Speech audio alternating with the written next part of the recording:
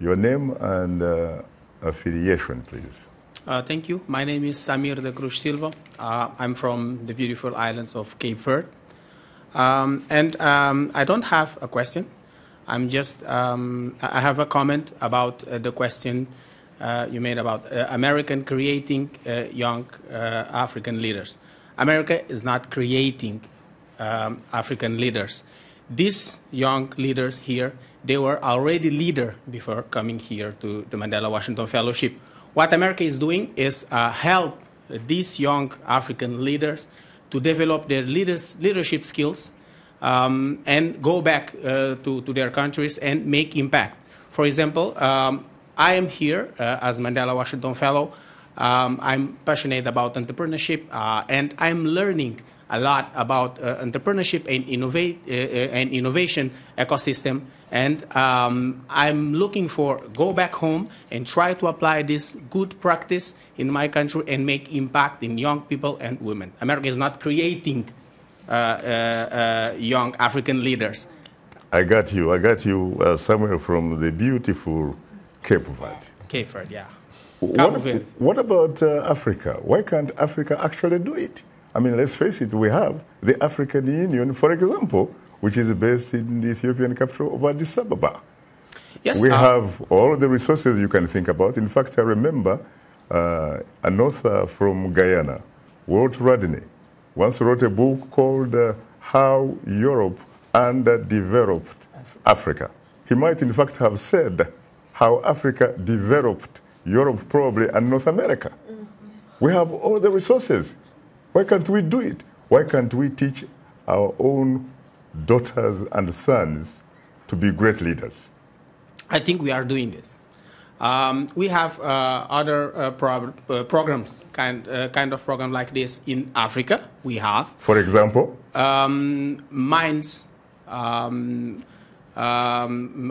program linked with Mandela too.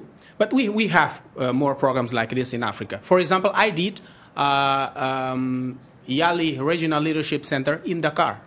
I went to Dakar with other young African leaders for some kind of program like this. But it is Yali. Yes, it's Yali, but in Africa. Started by former U.S. President Barack Obama, but man from Kogelo in Kenya. Let me just tell you one thing. America is #1 in the world. We are here to learn the good practice, what America is doing in our area, because this is not about learn about leadership.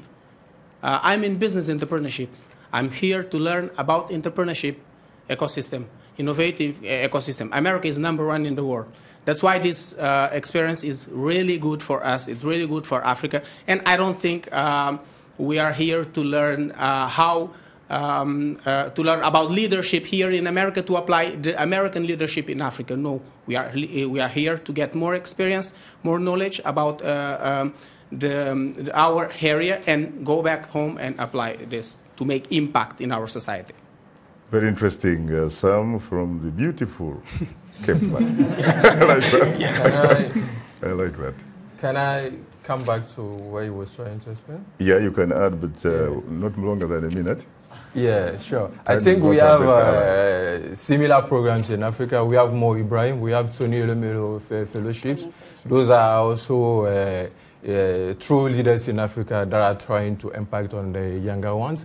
But the truth is that the impact is not as much as that of Yali. So maybe this is a challenge for them too, to also try to maybe double the efforts they are already making. When you talk about the Mo Ibrahim Foundation, someone that I would probably claim to be a friend of mine. Okay. This is a man who has tons of money and is in the business, in fact, of rewarding African leaders for doing what they should, in fact, be doing. Yeah. Talking about Africans who rule their countries democratically and live democratically. Yeah. What is he doing for the youths like you?